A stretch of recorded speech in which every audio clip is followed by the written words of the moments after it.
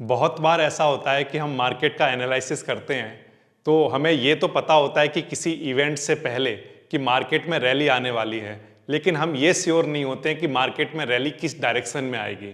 क्योंकि अगर मान लो हम ये सोच रहे हैं कि मार्केट में एक बड़ा ब्रेकआउट आने वाला है और हमने कॉल ऑप्शन को बाय किया, तो मार्केट ऊपर जाने की जगह नीचे की डायरेक्शन में अगर रैली कर जाएगा तो उसमें हमें लॉस होगा।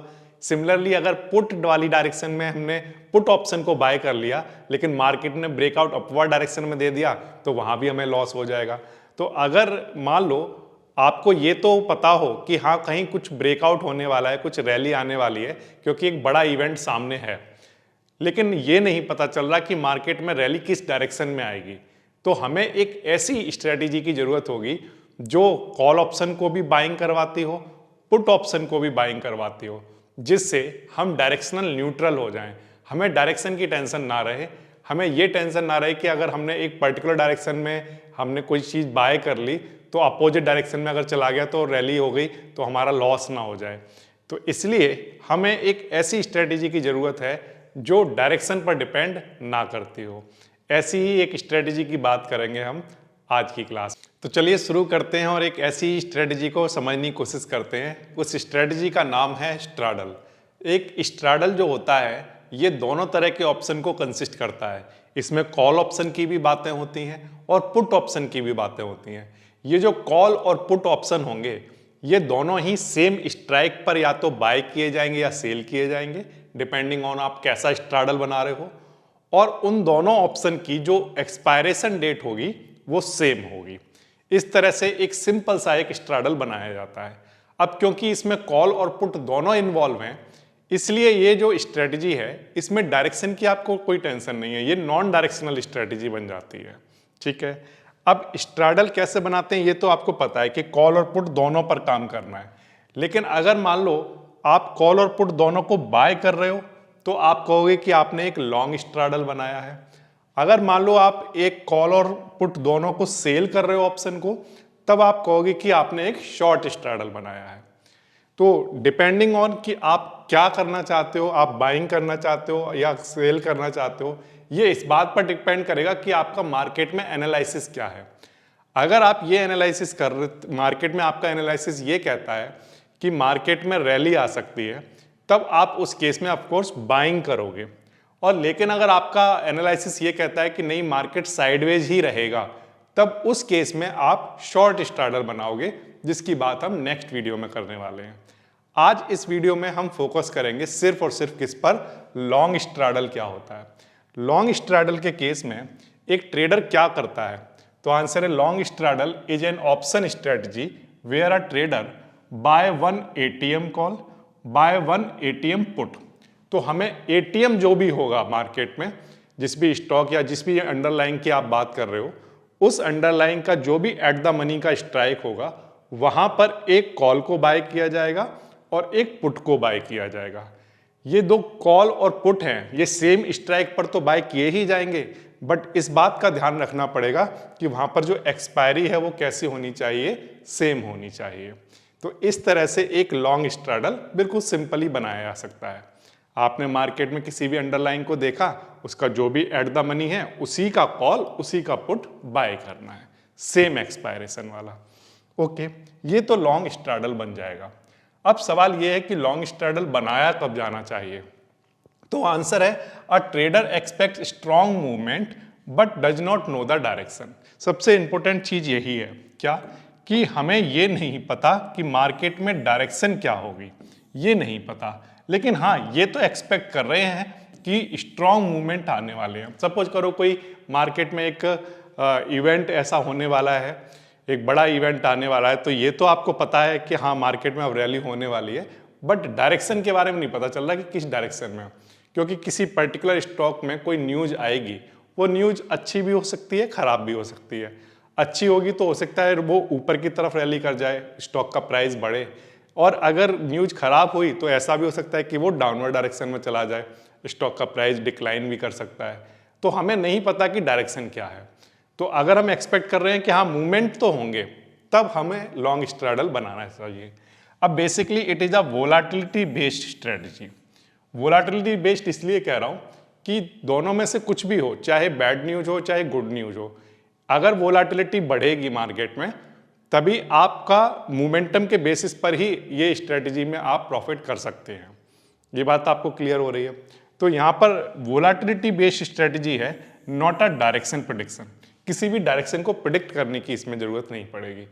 तो ये सबसे अच्छी बात है कि आप एनालिसिस तो करोगे लेकिन डायरेक्शन का नहीं, बाकी और चीज़ों का एनालिसिस करोगे, लाइक जैसे ऑप्शन ग्रीक का करोगे, ओपन इंटरेस्ट का कर सकते हो, सपोर्ट रेजिस्टेंस देख सकते हो, लेकिन आपको किस चीज़ की एनालिसिस करने की जरूरत नहीं पड़ेगी कि मार्केट किस डायरेक्शन में जा रही है। ये इसकी एक अच्छी बात है और एक इसका एडवांटेज है। अब इसके बाद बात करते हैं कि जब एक लॉन्ग स्ट्रैडल बनाओगे तो कैसे बनाएंगे। तो आंसर है कि एक बेसिक एग्जांपल ले लेते हैं एजुकेशनल पर्पज के से केवल। तो यहाँ पर हमने माना कि कोई एक अंडरलाइंग है, उसका नाम है XYZ, कोई भी एक स्टॉक है XYZ मान लो आप, ठीक है, और वो मान लो चल रहा है कि यहाँ पर 25,000 पर, 25,000 सपोज करो उसका एट द मनी है। ओके, अब ये जो अंडरलाइंग है XYZ, इस अंडरलाइंग में आपको क्या करना है, इसी एट द मनी पर क्या कर सकते हैं, हम एक 25,000 की एक कॉल को बाय कर सकते हैं और इसी एट द मनी पर 25,000 की एक पुट को भी बाय किया जा सकता है। उसका प्राइस मार्केट में जो भी होगा उसके अकॉर्डिंग हमारी जो नेट कॉस्ट होगी उसकी कैलकुलेशन की जा सकती है। फॉर एग्जाम्पल मान लो 25,000 की कॉल 200 रुपीज़ की मिल रही है और मान लो कि 25,000 की पुट जो है वो 180 रुपीज़ की मिल रही है। तो अगर हम देखें तो हमारी जो टोटल कॉस्ट होगी, क्योंकि हम बाइंग कर रहे हैं, तो ये डेबिट होगा हमारे अकाउंट से। कितना डेबिट होगा, तो आंसर है 200 प्लस 180। 200 रुपीज़ खर्च होंगे किस में, कॉल में, 180 किस में होंगे, पुट में, तो टोटल 380 रुपीज़ का हमें प्रीमियम पे करना होगा। ये हमारी टोटल कॉस्ट रहेगी फॉर वन क्वांटिटी। अब डिपेंडिंग ऑन कि आप एक लॉट ले रहे हैं तो उसमें 75 क्वांटिटी हैं, तो उसी के अकॉर्डिंग आपका जो भी एक लॉट में जितनी भी क्वांटिटी है उसका यहाँ मल्टीप्लाई कराया जा सकता है। ठीक है, अलग अलग अंडरलाइन में अलग अलग तरह की नंबर ऑफ क्वांटिटी होती है एक लॉट में, तो उसके अकॉर्डिंग आप मल्टीप्लाई कराकर टोटल कॉस्ट निकाल सकते हो कि एक लॉट की कितनी रही होगी। ये भी आसान है। ठीक है, इसके बाद नेक्स्ट अगर हम देखें तो लॉन्ग स्ट्रैडल में प्रॉफिट का पोटेंशियल क्या है। तो ये जो प्रॉफिट का पोटेंशियल मैं यहाँ पर बता रहा हूँ ये केवल कंसेप्चुअल है। ठीक है, यहाँ पर कोई प्रॉफिट की गारंटी नहीं होगी, ये केवल कंसेप्चुअल बेस्ड है, सिर्फ एग्जाम्पल बेस्ड है। तो उसी के अकॉर्डिंग आप मार्केट में इस स्ट्रेटजी को बनाया जा सकता है, लेकिन ये जो है वो सिर्फ कंसेप्चुअल एग्जाम्पल है। ठीक है, a long straddle benefit if, long straddle में प्रॉफिट का पोटेंशियल कब बनता है, तो आंसर है कि अगर मार्केट मूव करे सिग्निफिकेंटली अपवर्ड डायरेक्शन में, बहुत तेजी से अपवर्ड डायरेक्शन में अगर मूव करेगा तो इसका मतलब वोलेटिलिटी राइज हुई है। वोलेटिलिटी राइज होगी अगर मार्केट एक पर्टिकुलर डायरेक्शन में मूव कर रहा है, तो हमारी जो कॉल वाली साइड है, जो हमारी कॉल वाली बाइंग है, उसमें हमें प्रॉफिट का पोटेंशियल रहेगा। करेक्ट, लेकिन अगर ऐसा ना हुआ, ऐसा हो गया कि मार्केट बहुत बड़ा मूव कर रहा है सिग्निफिकेंटली, कहाँ पर, डाउनवर्ड डायरेक्शन में, तो जो हमारी पुट वाली जो बाइंग है उस पुट वाली बाइंग में प्रॉफिट का पोटेंशियल दिखता है। क्लियर हो गई ये बात आपको। ये सब बात हो रही है जब बिफोर एक्सपायरी की। ये बात ध्यान रखना कि एक्सपायरी से पहले ही ये मूवमेंट आने चाहिए। ऐसा ना हो कि एक्सपायरी वाले दिन आ रहा है या मतलब एक्सपायरी के बाद कुछ ऐसा हो रहा है। नो, आपका जो बनाया है आपने लॉन्ग स्ट्रैडल, उसकी एक्सपायरी से पहले जितने पहले आ जाएंगे मूवमेंट उतना ही ज़्यादा बेटर रहेगा। क्लियर है ये बात आपको। So there is no fixed profit target, यहाँ पर कोई भी प्रॉफिट टारगेट नहीं है। मतलब ऐसा नहीं कह सकते कि आप कि इतना प्रॉफिट हो जाएगा या इतना हो जाएगा, नो, ऐसा कोई टारगेट नहीं है। व्हाई? बिकॉज यहाँ पर ये इस बात पर डिपेंड कर रहा है कि वो कितना ज़्यादा मूव करेगा। ज़्यादा मूव करेगा तो प्रॉफिट का पोटेंशियल ज़्यादा होगा, कम मूव करेगा तो प्रॉफिट का पोटेंशियल भी कम होगा। ये बात क्लियर है आपको। अच्छा, अब इसके बाद हम बात करते हैं कि प्रॉफिट किस बात पर डिपेंड कर रहा है। प्रॉफिट डिपेंड करेगा साइज ऑफ मूवमेंट पर। अगर मूवमेंट थोड़ा सा है तो प्रॉफिट भी थोड़ा होगा, मैंने आपको बोला, लेकिन अगर बड़ा यहाँ पर मूवमेंट हुआ तो यहाँ पर प्रॉफिट का पोटेंशियल भी ज़्यादा होगा। ठीक है, नंबर एक। और स्पीड ऑफ मूवमेंट पर भी डिपेंड करेगा। ऐसा होता है कि आपने कोई एक ऑप्शन को परचेज किया या लॉन्ग स्ट्रैडल बनाया, तो मान लो अगर एग्जाम्पल के लिए मार्केट में जो मूवमेंट आ रहे हैं वो बहुत स्लो आ रहे हैं, ऐसे करके आ रहे हैं। अगर ऐसे ऐसे बन रहे हैं मूवमेंट की, थोड़ा सा ऊपर जा रहा है, फिर थोड़ा नीचे आ जा रहा है, फिर ऊपर जा रहा है, फिर नीचे जा रहा है, तो अगर मूवमेंट बहुत स्लो है तो मार्केट अगर धीरे धीरे यहाँ पहुँच रहा है तो आपके प्रॉफिट के पोटेंशियल कम होंगे। लेकिन अगर मार्केट में एक शार्प वहाँ पर रैली बन रही है, एक बहुत स्पीड से मूवमेंट आया है, तब उस केस में हम कहेंगे कि वहाँ तब प्रॉफिट के पोटेंशियल बन सकते हैं। इसके बाद हम बात करते हैं कि वोलाटिलिटी एक्सपेंड अगर हो जाए और बहुत तेजी से एक्सपेंड हो जाए। अगर वोलाटिलिटी एक्सपेंड होगी, प्रीमियम बढ़ेगा, तो गामा जो है ऑप्शन ग्रीक वो भी अपना काम करना स्टार्ट करेगा। गामा जब भी वोलाटिलिटी बढ़ेगी तो वेगा तो अपना काम कर ही रहा होगा, करेक्ट, लेकिन साथ में जो गामा है वो भी एक्सप्लोड करके मार्केट के प्राइस मूवमेंट को बहुत तेजी से बढ़ा सकता है। तो इस केस में आप इस बात का ध्यान रखिए कि वोलाटिलिटी अगर बहुत तेजी से एक्सपेंड हुई तो प्रॉफिट का पोटेंशियल बढ़ेगा। अगर वोलाटिलिटी एक्सपेंड नहीं हो रही है तो वहां पर उतना ज़्यादा पोटेंशियल नहीं रहेगा। इसके बाद ये इस बात पर भी डिपेंड करता है कि कितना टाइम बचा हुआ है, क्योंकि मान लो एग्जाम्पल के लिए सिर्फ ये वीकली एक्सपायरी है तो आपके पास 1 to लेकर 7 डेज हैं। लेकिन अगर मान लो पहले दिन ही सपोज करो, मैं कहता हूँ मूवमेंट आ गया, पहले दिन मूवमेंट आया, करेक्ट, तो ये अच्छी बात है। लेकिन अगर मूवमेंट जो है वो 6 या 7 डे के आसपास आया और ये वाले सारे दिन ऐसे रहे कि बहुत स्लो मूवमेंट रहे, या मैं कहूँ साइडवेज रहा मार्केट, तो ये कोई बहुत अच्छी बात नहीं है। क्योंकि उस दिन तक अगर मान लो ये 6 नंबर वाले डे पर मूवमेंट आना स्टार्ट हुए तो उस दिन तक आपका जो प्रीमियम है वो काफ़ी डिके हो चुका होगा ड्यू टू थीटा, क्योंकि वहाँ पर टाइम डिके होगा। ये तो बाइंग की स्ट्रेटेजी है, तो बाइंग के केस में जो थीटा है वो तो अपना काम करेगा, टाइम डिके होगा, तो वहाँ पर प्रीमियम का लॉस होता रहेगा। इस बात का हमें ध्यान रखना है। तो मूवमेंट जितनी जल्दी आए वो बेटर है, वो बेस्ट रहेगा। और जब मूवमेंट आए तो उनकी स्पीड भी काफ़ी अच्छी से होनी चाहिए, यानी कि जो वेगा है उसकी वैल्यू बहुत तेज़ी से बढ़नी चाहिए, वोलाटिलिटी बहुत तेज़ी से बढ़नी चाहिए। तो स्पीड भी मैटर करेगी, टाइम कितना है, किस टाइम पर आ रहा है वो मूवमेंट, इस पर भी डिपेंड करेगा, और कितनी तेज़ी से आ रहा है इस बात पर भी डिपेंड करेगा। तो इसलिए हमने कहा कि ये टाइम रिमेनिंग पर भी डिपेंड करेगा प्रॉफिट। अगर ये यहाँ पर मूवमेंट आ गए, फिर इसके बाद फिर अगले दिन आ गए, जब जितनी जल्दी मूवमेंट आएंगे प्राइस उतना ज़्यादा आगे बढ़ चुका होगा, वो ज़्यादा बेस्ट रहेगा। क्लियर है ये बात आपको? इसके बाद बात करते हैं कि जब लॉन्ग स्ट्रैडल आप बनाओगे तो वहाँ पर लॉस के पोटेंशियल क्या हैं। तो आंसर है, हमें जो मैक्स लॉस हो सकता है वो जितना भी हमने डेबिट किया है, हमारा जो भी डेबिट हुआ है हमारे अकाउंट से, वही हमारा मैक्स लॉस हो सकता है।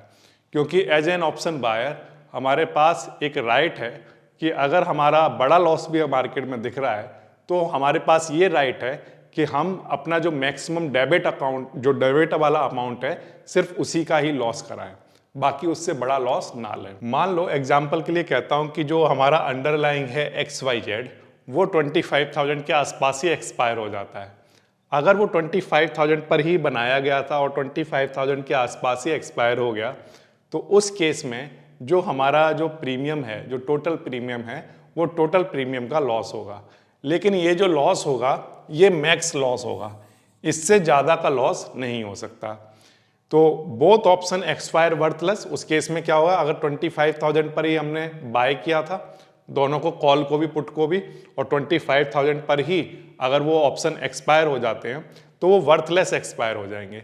तो जो 380 पॉइंट हैं उनका टोटल हमारे पास लॉस हो जाएगा, या मैं कहूँ एक क्वांटिटी पर हमें 380 रुपीज़ का लॉस हो चुका, एग्जाम्पल पर्पज के लिए सिर्फ, ठीक है। तो ऐसे 1 लॉट में अगर आप देखोगे तो 75 से, जैसे मान लो आपने मल्टीप्लाई कराया या 100 से कराया या 25 से कराया, उसके अकॉर्डिंग आपका जो लॉस है वो एक बड़ा लॉस हो सकता है। तो ये क्योंकि ऑप्शन बाइंग है तो यहाँ पर पूरी तरह से ये इस बात पर डिपेंड कर रहा है कि मूवमेंट आ रहा है मार्केट में या नहीं आ रहा है और कितनी जल्दी आ रहा है। अगर वैसा नहीं हुआ तो यहाँ पर बहुत ज़्यादा पोटेंशियल इस बात का है, या बहुत ज़्यादा प्रोबेबिलिटी इस बात की है कि आपको वहाँ पर वर्थलेस ये ऑप्शंस एक्सपायर हो जाएं और आपको लॉस हो जाए। तो इसलिए ये ध्यान रखना कि बस केवल अच्छी बात ये है इसमें कि ये जो लॉस हैं वो पहले से हमें पता है एडवांस में, करेक्ट, क्योंकि जो आपने प्रीमियम पे किया है, जो आपके अकाउंट से डेबिट हो चुका है, बस उसी का आपको लॉस हो सकता है, ये बात आप पहले से जानते होगे। और वो लॉस जो है वो लिमिटेड है, अनलिमिटेड नहीं है। तो ये भी एक इसका एडवांटेज है। ओके, तो ये तो बात हो गई कि कितना लॉस हो गया। तो हमने प्रॉफिट की भी बात कर ली, क्या प्रॉफिट के पोटेंशियल हैं। जब मार्केट में खूब मूवमेंट आएंगे, बड़े बड़े मूवमेंट आएंगे तो अच्छा पोटेंशियल होगा प्रॉफिट का। और हमने ये भी बात कर ली कि अगर नहीं आए वो मूवमेंट और मार्केट अगर पूरी तरह से साइडवेज हो गया एटीएम के आसपास, तो वहाँ पर जो लॉस होंगे वो मैक्सिमम जो भी डेबिट हुआ है उसके हो जाएंगे। अब इसके बाद हम बात करते हैं कि इसमें एक इम्पोर्टेंट कॉन्सेप्ट आता है, वो है ब्रेक इवन का। कि मान लो आपने कोई एक अंडरलाइंग है, ये कोई स्टॉक है XYZ, ठीक है, वो स्टॉक सपोज करिए 25,000 का अभी एट द मनी है। तो अगर मान लो आपने इसी का लॉन्ग स्ट्रैडल बनाया तो आपको क्या करना होगा, एक एटीएम का कॉल आपने बाय किया सपोज करिए एग्जांपल के लिए कि 200 रुपीज़ में, और इसी का ही एट द मनी का ही आपने एक पुट बाय किया एग्जांपल के लिए मान लीजिए 180 रुपीज़ में, ठीक है। तो आपने जो टोटल प्रीमियम पे किया वो कितना, 380। अब सवाल है कि यहाँ पर क्योंकि बाइंग हो रही है तो बाइंग के लिए ब्रेक इवन कहाँ कहाँ होंगे।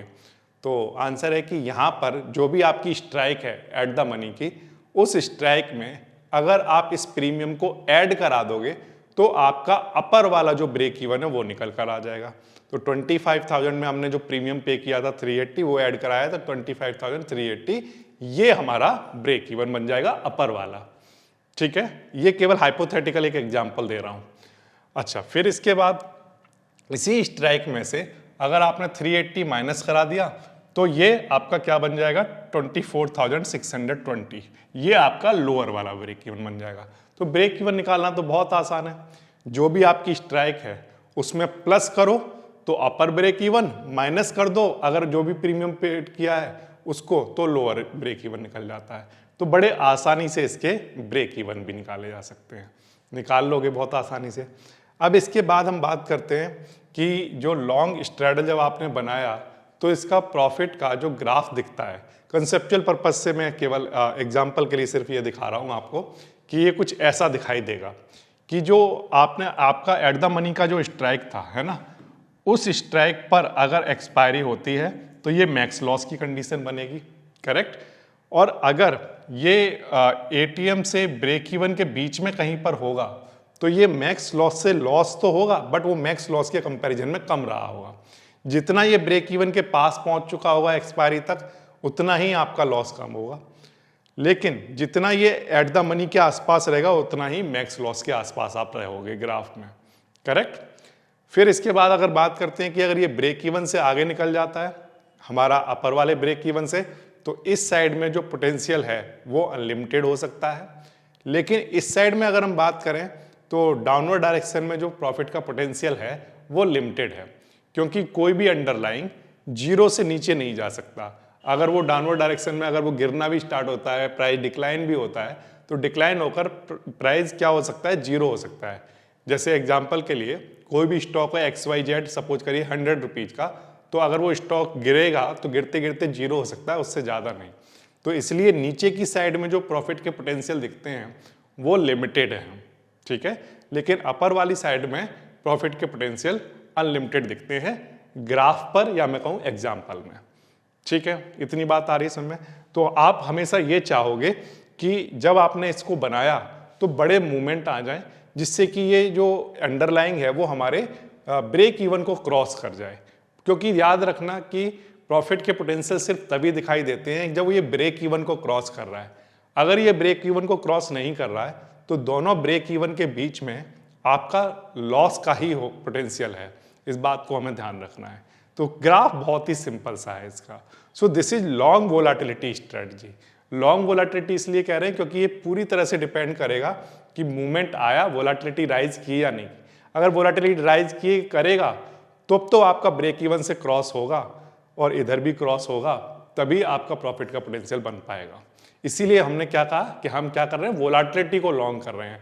हम ये इस बात पर दाव लगा रहे हैं कि हाँ वोलाटिलिटी बढ़ने वाली है। हमें क्योंकि ये आइडिया नहीं था कि किस डायरेक्शन में बढ़ने वाली है, इसलिए हमने अपने ग्राफ को इस तरह की स्ट्रेटेजी बनाई कि वो इस डायरेक्शन में और इस डायरेक्शन में दोनों साइड में एक पोटेंशियल बना दे, ठीक है। ये स्ट्रक्चर समझ आता है आपको। अब इसके बाद नेक्स्ट हम बात करते हैं कि कब लॉन्ग स्ट्रैडल का यूज करना चाहिए और कब नहीं करना चाहिए। तो लॉन्ग स्ट्रैडल को यूज किया जा सकता है जब एक मेजर इवेंट आने वाला हो, एक्सपेक्ट कर रहे हो आप। जैसे एग्जांपल के लिए कोई एक पॉलिसी का अनाउंसमेंट होने वाला है, कभी कोई रिजल्ट आने वाले हैं, इलेक्शन रिजल्ट एक्सेट्रा एक्सेट्रा। तो उस केस में जब भी कोई भी मेजर इवेंट हो तो तब एक मार्केट में एक रैली का एक्सपेंशन या मैं कहूँ कि वोलाटिलिटी का एक्सपेंशन एक्सपेक्ट किया जा सकता है।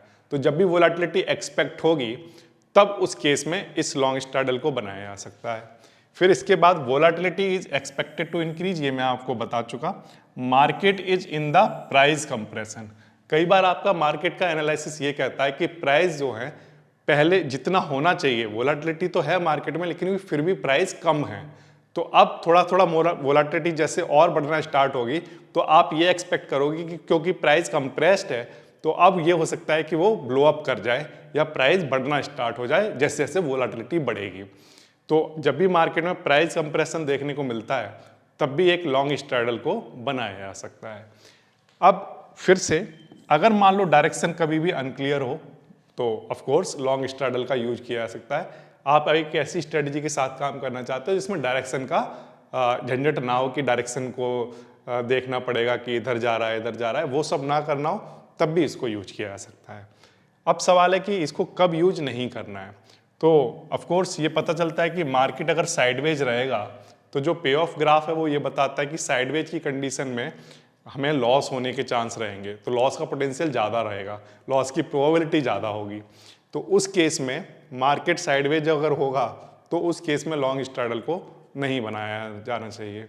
और अगर वोलाटिलिटी मार्केट में डिक्रीज हो रही है तो सपोज करो मार्केट में हाई वोलाटिलिटी है और आप उस टाइम अगर लॉन्ग स्ट्रैडल बना रहे हैं तो वोलाटिलिटी अगर डिक्रीज होगी तो उस केस में लॉस का पोटेंशियल ज़्यादा है क्योंकि मार्केट के साइडवेज होने के चांस ज़्यादा रहेंगे। तो इसलिए अगर वोलाटिलिटी डिक्रीज हो रही हो तब भी लॉन्ग स्ट्रैडल का यूज नहीं किया जाना चाहिए।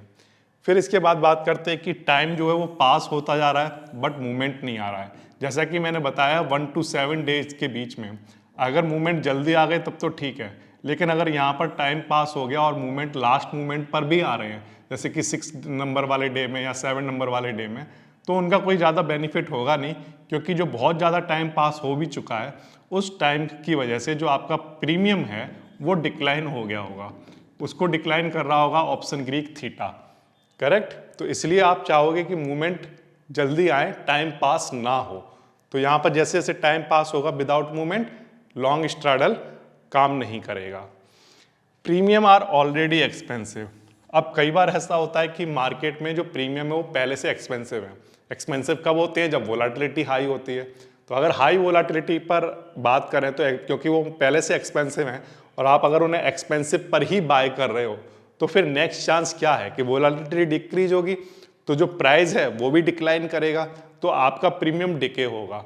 तो मूवमेंट आने पर भी ये हो सकता है कि आपका प्रीमियम ना बढ़ रहा हो। तो इसलिए हमेशा हम क्या करते हैं इसमें हम ये करेंगे कि चीप जब प्रीमियम होंगे तब उन्हें बाय किया जाएगा और फिर एक्सपेक्ट किया जाएगा कि वोलाटिलिटी बढ़े तब उससे हमें कुछ बेनिफिट्स हों। ये समझ आया आपको? तो इसलिए ये जो स्ट्रेटजी है ये सेंसिटिव है किसके लिए? टाइम डिके के लिए। मेनली टाइम डिके से हमें बच के रहना है क्योंकि जो टाइम डिके है वो होता रहा और मूवमेंट नहीं आए तो लॉस होना पक्का है। इसलिए हम कहते हैं कि इन कुछ कंडीशंस पर लॉन्ग स्ट्रैडल जो है वो अपना वर्क नहीं करता है। ओके, इसके बाद कुछ कॉमन मिस्टेक्स हैं जो जनरली बिगनर ट्रेडर करते हैं, उनको उन्हें अवॉइड करना चाहिए। जैसे एग्जाम्पल के लिए कि वो ये अज्यूम कर रहे हैं कि बिग मूव विल हैपन। यहाँ पर बहुत ही क्लियर लिखा है कि वो अज्यूम कर रहे हैं, उन्होंने एनालिसिस नहीं किया है, वो सिर्फ मान के चल रहे हैं कि किसी एक डायरेक्शन में रैली हो सकती है। तो ये जो एजम्पशन है, इस एजम्पशन की वजह से अगर मार्केट साइडवेज ही रहा और वो रॉन्ग हो गए पूरी तरह से तो उनका एक बड़ा लॉस होने के चांस रहेंगे। तो एक बिगिनर ट्रेडर को कभी भी अजम्पशन पर मार्केट में काम नहीं करना चाहिए। अगर वो एजम्पशन कर रहे हैं कि ऐसा हो सकता है वैसा हो सकता है तो उनके लॉस होने के चांस बहुत ज़्यादा होते हैं। दूसरी चीज़ ये कि वो टाइम डिके को इग्नोर कर रहे हैं। क्या मतलब है इस बात का? जैसे मान लो 1 to 7 डेज की बात हो रही है और फर्स्ट डे में भी कोई मूवमेंट नहीं आया, सेकेंड डे भी कोई मूवमेंट नहीं, थर्ड डे भी कोई मूवमेंट नहीं। अब यहाँ पर टाइम पास होता जा रहा था, करेक्ट, यहाँ पर टाइम डिके होता जा रहा था, लेकिन फिर भी वो अपनी पोजीशन को होल्ड इसलिए किए हुए हैं क्योंकि उन्होंने ये अज्यूम किया हुआ है कि मार्केट में अब मूवमेंट आएगा। तो ये जो एजम्पशन है, अगर सिर्फ इसी के बेसिस पर आपने होल्ड किया हुआ है और टाइम डिके को इग्नोर किए जा रहे हो, तो वहां पर इस स्ट्रेटजी में आपको लॉस होना पक्का है। फिर इसके बाद बाइंग स्ट्रैडल टू अर्ली। क्या मतलब है इस बात का? क्योंकि आप देखो, स्ट्रैडल तभी बनाते हो, लॉन्ग स्ट्रैडल आप तभी बना रहे हो जब आपने कोई इवेंट आने वाला है या कुछ ऐसा होने वाला है जिससे आपको लगता है कि वोलेटिलिटी बढ़ेगी, आपका एनालिसिस कहता है कि वोलेटिलिटी बढ़ेगी, आप एक्सपेक्ट कर रहे हो। लेकिन वो जो वोलेटिलिटी बढ़ने का जो टाइम है वो सपोज करिए यहाँ पर था, ये पहले 3 दिन नहीं, फोर्थ वाले डे में आपका एनालिसिस करता था कि उस फोर्थ वाले डे पर वोलेटिलिटी बढ़ सकती है, करेक्ट। तो आपने अगर यहीं पर लॉन्ग स्ट्रैडल बना रखा है तो बाकी के 3 दिन तक तो टाइम पास होता ही रहेगा। तो अगर आपका जो एनालिसिस कह रहा है कि जब से वोलेटिलिटी इंक्रीज होगी आपको लॉन्ग स्ट्रैडल तभी बनाना चाहिए, अगर आपने टू अर्ली बना लिया तो वहां पर वो टाइम डिके की वजह से प्रीमियम जो है वो डिक्लाइन हो चुके होंगे और फिर आप उसका बेनिफिट नहीं ले पाओगे, इवन चाहे मूवमेंट क्यों ना आ रहे हो मार्केट में। ये समझ आया आपको? तो इसलिए आपको कभी भी टू अर्ली स्ट्रैडल नहीं बनाना है। और कोई कॉमन मिस्टेक कौन सी है? अपनी पोजीशन को ओवर साइज कर लेना। जो बिगनर ट्रेडर हैं वो बड़े प्रॉफिट के चक्कर, वो सोचते हैं कि एक बड़ा बेनिफिट हो जाए, उसके लिए वो क्या करते हैं, ज़्यादा ओवर साइजिंग कर लेते हैं पोजीशन में, एक लॉट की जगह ज़्यादा लॉट ले लेते हैं। तो फिर अगर, क्योंकि वो मार्केट में सच ढंग से एनालिसिस करके नहीं जा रहे हैं, सिर्फ एजम्पशन पे चल रहे हैं और ऊपर से ओवर साइजिंग कर रहे हैं, तो इसीलिए उनको मार्केट में बड़ा लॉस होने के चांस होते हैं। तो इसलिए कभी भी ओवर साइजिंग करके आपको स्ट्रैडल नहीं बनाना है। लिमिटेड नंबर ऑफ लॉट्स से अगर आप काम करते हैं तो उसमें प्रॉफिट पोटेंशियल तभी बनेगा जब आप एक अच्छा एनालिसिस करके मार्केट में जा रहे हैं। तो अगर आपके पास कोई एनालिसिस नहीं है, कोई प्लान नहीं है, कोई ट्रेड एडजस्टमेंट की टेक्निक्स नहीं है, तो उस केस में आपके लॉस होने के चांस बहुत ज़्यादा बढ़ जाते हैं। तो ये कुछ कॉमन मिस्टेक्स हैं जो बिगनर ट्रेडर करते हैं। लॉन्ग स्ट्रैडल जो होता है वो क्या है? प्रोबेबिलिटी बेस्ड है, नॉट अ सर्टेनिटी बेस्ड। क्या मतलब है इस बात का? मान लो आपका एनालिसिस कहता भी है कि एक रैली आने वाली है, चाहे वो किसी भी डायरेक्शन में आने वाली हो, लेकिन एनालिसिस भी जो होते हैं वो 100% करेक्ट तो नहीं हो सकते, क्योंकि वो भी प्रोबेबिलिटी बेस्ड है। जो कुछ भी आप मार्केट में एनालिसिस कर रहे हैं वो 100% करेक्ट नहीं हो सकता, तो वो भी प्रोबेबिलिटी पर बेस्ड है, तो इसलिए कोई सर्टेनिटी तो नहीं है। तो इसलिए आपको हमेशा अपनी पोजीशन को हैज करके या रिस्क मैनेजमेंट को करके ही चलना चाहिए। इस बात का आपको ध्यान रखना है, कभी भी ओवरसाइजिंग नहीं करनी चाहिए, कभी भी एजम्पशन पर मार्केट में किसी भी तरह की ट्रेडिंग नहीं करनी चाहिए। ये बात क्लियर हो गई आपको? इसके बाद हम बात करते हैं कि ग्रीक्स इस स्ट्रेटजी में किस तरह से काम करते हैं। तो आंसर है कि सबसे पहले हम बात करेंगे थीटा की। सबसे बड़ा जो यहाँ पर मेन डिसएडवांटेज है इस लॉन्ग स्ट्रैडल का, वो ये कि जो थीटा है, जो टाइम डिके है, वो आपके अगेंस्ट काम करता है, क्योंकि थीटा जो होता है वो कैसा होता है? नेगेटिव होता है। तो टाइम डिके हर वक्त आपके प्रीमियम को कम करने की कोशिश करेगा। तो अगर मार्केट में मूवमेंट जल्दी नहीं आए तो टाइम डिके की वजह से ये जो लॉन्ग स्ट्रैडल है ये फेल हो जाएगा और पूरी तरह से आपका लॉस करा सकता है। फिर इसके बाद हम बात करते हैं, क्योंकि थीटा नेगेटिव हो गया, लेकिन अच्छी न्यूज ये है कि जो वेगा है, डेल्टा है और गामा है, ये ऑप्शन बायर के हमेशा साइड में रहेंगे, लेकिन एक शर्त है, वेगा तभी बायर की साइड में आएगा इस लॉन्ग स्ट्रैडल में, तभी वर्क करेगा जब वोलेटिलिटी बढ़ रही हो। अगर वोलेटिलिटी इंक्रीज होती है, मार्केट में मूवमेंट आते हैं, तो क्योंकि वेगा पॉजिटिव है, तो वेगा पॉजिटिव होने की वजह से वो प्राइस को इंक्रीज करेगा, आपके प्रीमियम को बढ़ाएगा। तो इसलिए वेगा जो है वो आपकी साइड हो जाएगा जब भी वोलेटिलिटी इंक्रीज होगी।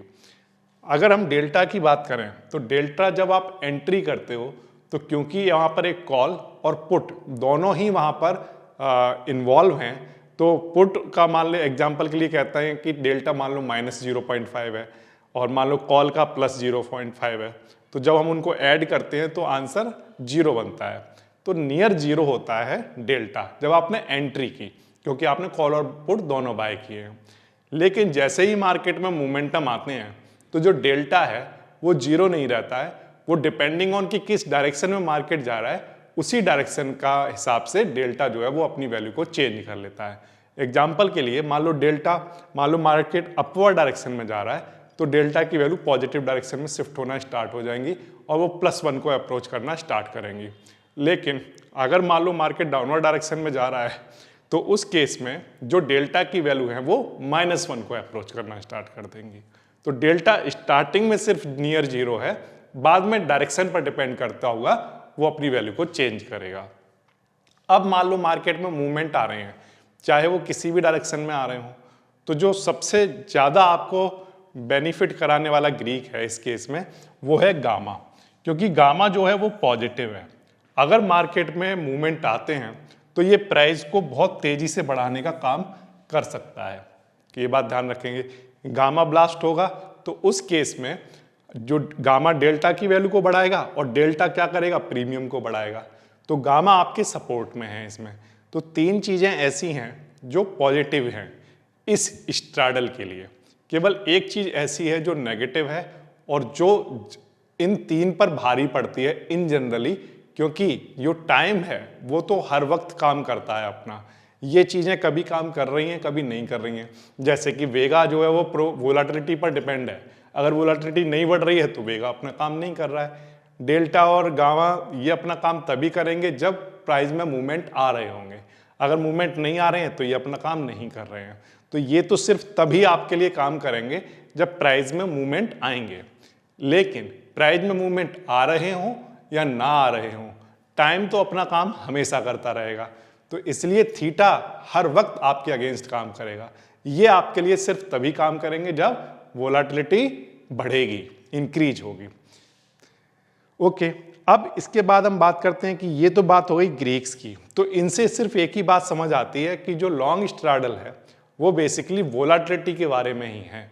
अगर वोलाटिलिटी को ही हमने बाय किया है, वोलाटिलिटी पर ही हमने दाव लगाया कि हाँ वोलाटिलिटी इंक्रीज हो सकती है, अगर वो इंक्रीज होगी तो ये तीनों हमारे साइड में आ जाएंगे, गामा डेल्टा वेगा, और उस केस में प्रॉफिट का पोटेंशियल बढ़ जाएगा। ये तो हो गई इनकी ग्रीक प्रोफाइल। अब नेक्स्ट वीडियो में हम बात करेंगे कि शॉर्ट स्ट्रैडल किस तरह से काम करते हैं, जहां पर आप एक पुट और एक कॉल को सेल करने वाले हैं बिल्कुल सिमिलर तरीके से जिस तरह से आपने लॉन्ग स्ट्रैडल को किया है। उम्मीद कर रहा हूं कि आप ये समझ पाए होंगे कि लॉन्ग स्ट्रैडल में चीज़ें किस तरह से काम करती हैं, कब उसे बनाना चाहिए कब नहीं बनाना चाहिए, ये सारी चीज़ें आप समझ पाए हों। कौन से ग्रीक आपके फेवर में है और कौन से ग्रीक आपके फेवर में नहीं है, आपको ये भी समझाया पाया हूँगा। अगर ये सारी चीज़ें आपको समझ आती हैं और लगता है कि वीडियो हेल्पफुल है तो प्लीज़ इसको शेयर ज़रूर करना। मैं मिलता हूँ आपसे नेक्स्ट वीडियो में। Thank you.